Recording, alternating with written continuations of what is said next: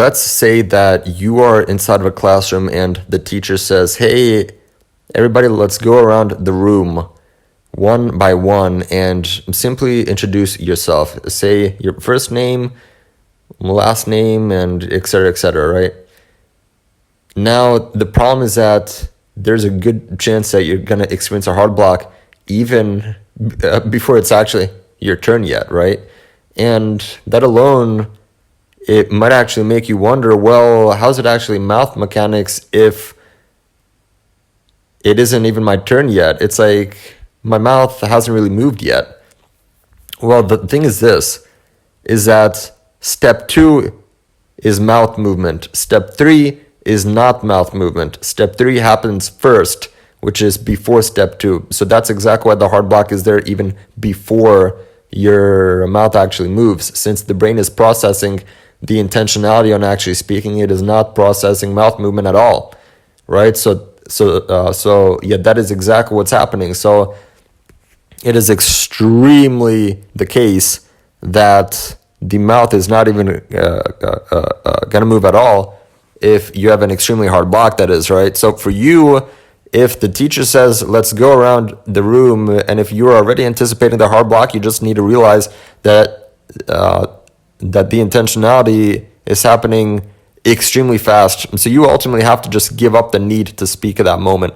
Okay, so you need to stop having that intent on speaking happen way too fast. So, and that is exactly why practicing mouth mechanics is able to help you out so much, because it really fixes the timing that you actually need in order to even speak properly. It really reinforces the idea that the mouth needs to come first before the intent even happens. Right? So this is extremely important for you to even understand how, like, the brain cannot simply process two things happening at the same time. It's like the mouth needs to come first, second is the speaking, right? So if step 3 happens well before step 2, even worse, if the teacher says, let's go around to the room, and now you're inside of a hard block even 30 seconds ahead of time, that's awful for you, because you need to realize that the intent on speaking cannot happen that fast.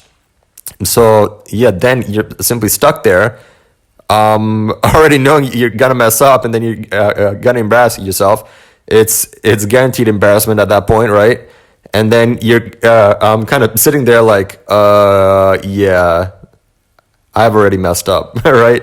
So yeah, that's ultimately the entire point, right? Is that you just have to reinforce the idea that the mouth has to move first in order to have the intentionality on speaking. If you have step 3 happen well before step 2 happens, you're in for a rude awakening. That is an extremely hard block. And yeah, then afterwards the teacher calls your name and you're completely messed up at that point, right? I mean, you probably, yeah, it's just a bad situation to be in, right? So yeah, that's why you have to reinforce the idea hundreds of times, if not even thousands of times. Have the mouth move first. Now, if the teacher says, let's go around to the room, at that point, it isn't even actually your turn yet to speak, right? So that's even worse. It's like not the intentionality is happening well before.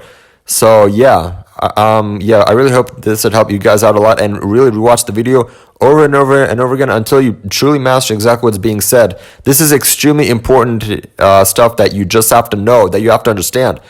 Okay, so yeah.